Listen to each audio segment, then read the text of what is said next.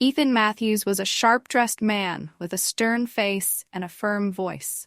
As the manager of Bellevue Bistro, one of the fanciest restaurants in the city, Ethan believed in maintaining high standards.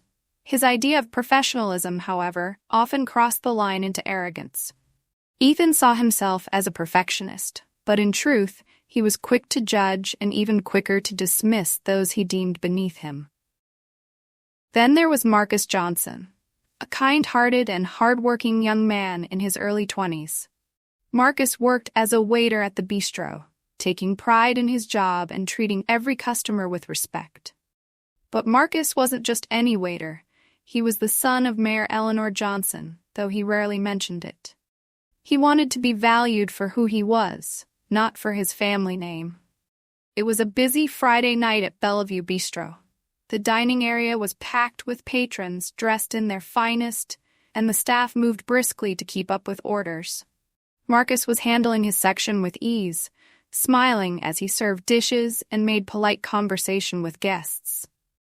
Ethan, however, wasn't in a good mood. He had just received a less-than-perfect review from a food critic the week before, and he was determined to prove he ran a flawless establishment. As he observed the staff, his eyes fell on Marcus. "Marcus, table 5 is waiting too long for their drinks," Ethan said sharply, approaching him in the middle of the dining floor. "They'll be out in just a moment, sir," Marcus replied, his tone calm and respectful. "That's not good enough," Ethan snapped. "You need to move faster. This isn't some cheap diner." Marcus nodded and continued his work, but Ethan wasn't finished. Over the course of the evening, Ethan seemed to find every excuse to criticize Marcus, from the way he carried plates to how he addressed the customers. At one point, Marcus accidentally spilled a small amount of water while serving a table. The guests laughed it off, saying it was no big deal, but Ethan was furious. "In my office, now," Ethan said, his voice cold. Once inside the office, Ethan closed the door and turned to Marcus. "What is wrong with you?" Ethan demanded. "You've been nothing but a liability tonight. If you can't handle this job, maybe you're better suited for something else." Marcus frowned. "I don't understand, sir." "I've been doing my best," Ethan scoffed. "Your best isn't good enough here. Look, I know people like you don't always have the same work ethic, but this is Bellevue Bistro. We have standards." Marcus's eyes narrowed slightly. "People like me?" "You know what I mean," Ethan said dismissively. "Just clean up your act, or you won't last here." Marcus bit his tongue, refusing to let anger get the better of him. "Understood, sir." The next evening, the restaurant was buzzing with energy. A high-profile guest was dining at Bellevue Bistro, Mayor Eleanor Johnson. The mayor's visits were rare, and the staff was on high alert to ensure everything went perfectly. Ethan was in his element, personally overseeing the service for the mayor's table. He had no idea she was Marcus's mother. Marcus continued his work as usual, even serving the mayor's table with his usual professionalism. When Mayor Johnson saw her son, she smiled warmly but said nothing, understanding Marcus's wish to keep their relationship private. Toward the end of the evening, however, one of the mayor's aides let it slip to Ethan. "You know, it's nice that Marcus works here," the aide said casually. "Mayor Johnson must be so proud of him." Ethan froze. "Wait, Marcus is her son?" "Yes," the aide replied with a chuckle. "Didn't you know?" Ethan's face turned pale. As the night wound down, Mayor Johnson requested to speak with Ethan privately. In the office, Ethan straightened his tie nervously as the mayor entered. "Good evening, Mr. Matthews," she began, her tone polite but firm. "Good evening, Madam Mayor," Ethan stammered. "I wanted to discuss something," she said, sitting down.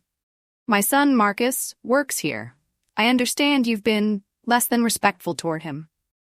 Ethan's heart sank. "Madam Mayor, I assure you," she held up a hand, silencing him. "I've raised Marcus to be humble and hardworking, which is why he didn't tell you who he is. But that doesn't give you the right to treat him or anyone else the way you have."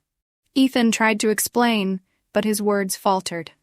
Mayor Johnson continued, her voice steady.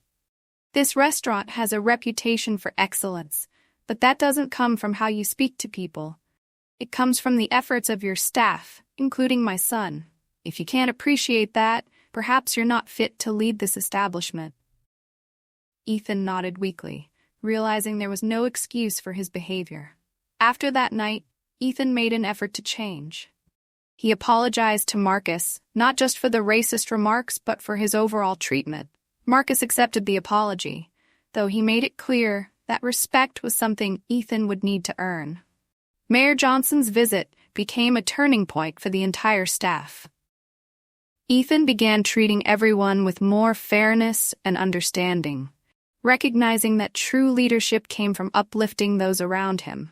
As for Marcus, he continued his job at Bellevue Bistro, earning the respect of his colleagues and the admiration of the patrons. But he never let his identity define him. To Marcus, the greatest lesson wasn't just about standing up to prejudice.